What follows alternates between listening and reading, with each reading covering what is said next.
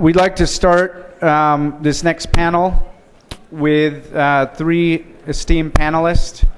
We have Alexa Kielty from the city of San Francisco, and she will be moderating this panel. City of San Francisco is the first city in the United States to have a law on composting waste. And when you're going to compost waste, obviously one of the biggest challenges is the mixture of plastic that can end up in that waste stream. Alexa is the residential zero waste communicator at the city of San Francisco and works on special projects. She designs and executes the San Francisco's apartment food scrap and composting collection program. And she's going to let us know about some of San Francisco's issues with dealing with different types of plastics and the waste stream in regards to composting. We then have Tom Domen from Ecover, and Tom's from Belgium, and he has been working at Ecover for over 6 years, where he's responsible for the long-term innovation strategy for the different categories of Ecover products, which are laundry, cleaning, dishware, homeware, and personal care. Now, he has plant-based plastic that is recyclable. Steve Davies here from NatureWorks has plant-based plastic, which is biodegradable.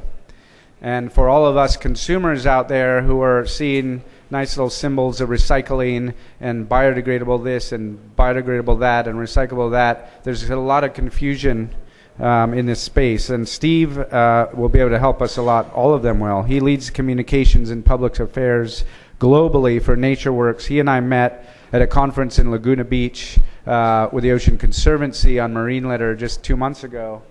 And here we are today together. So something's happening here at Plasticity. So Alexa, if you could come up, that'd be great. Thank you.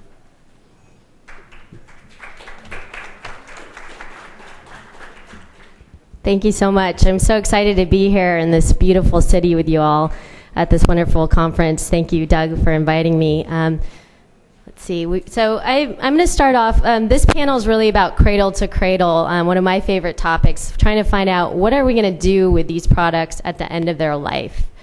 And I'm at San Francisco. I'm going to give you a little bit of a case study on what San Francisco does with our compostable products and how do we manage them, and some of the challenges we're facing. I don't think compostable products are going to save all of our problems, but they are a vehicle to help us reach our zero waste goals. Next slide, please. Should I just go like that? That's good. I'll be talking a little bit about our product bans, some of our legislation we've passed, our collection infrastructure, our labeling issues, like I mentioned, and our user education. Oh, thank you. Sorry, I just found this.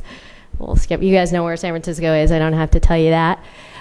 So starting off, we did a waste characterization study. Basically, that means we looked into our waste stream back in 2005 to see what is currently going to our waste, our landfills. And what we found, just like most cities, 30% of what's going to landfill is organic material.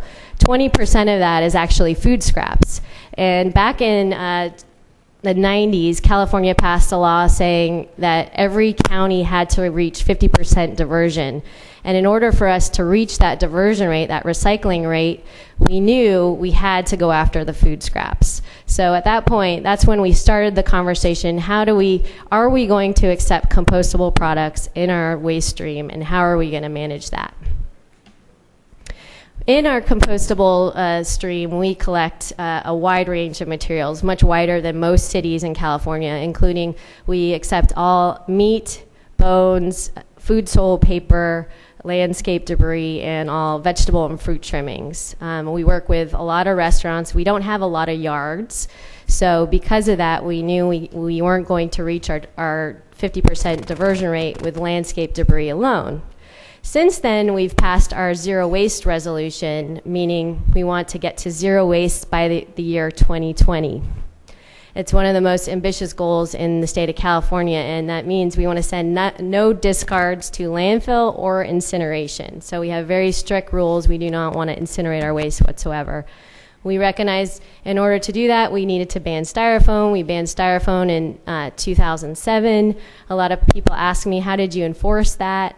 We worked very closely with volunteers to go to each restaurant. We have probably about 5,000 restaurants in San Francisco, educating our restaurants what the alternatives were to styrofoam. We literally gave them a list of all the compostable products that were standardized, meeting our specs, as well as the recyclable plastics at the time. So we have 99% compliance of in our styrofoam ban.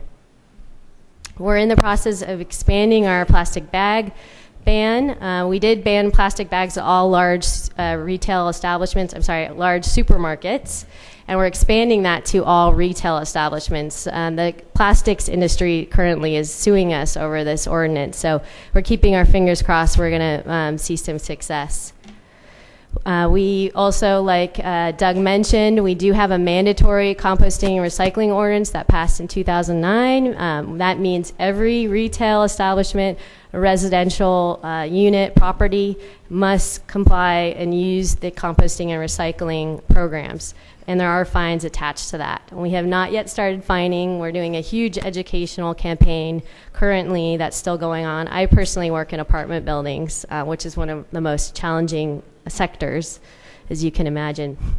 So in order to get all these residents composting, we realized we needed to give them options on wrapping their food scraps, because as Americans, as many of you know, we're very attached to our plastic bags. We like everything to be contained, so there's no smell. I call it the ick factor. We wanted to reduce the ick factor as much as possible.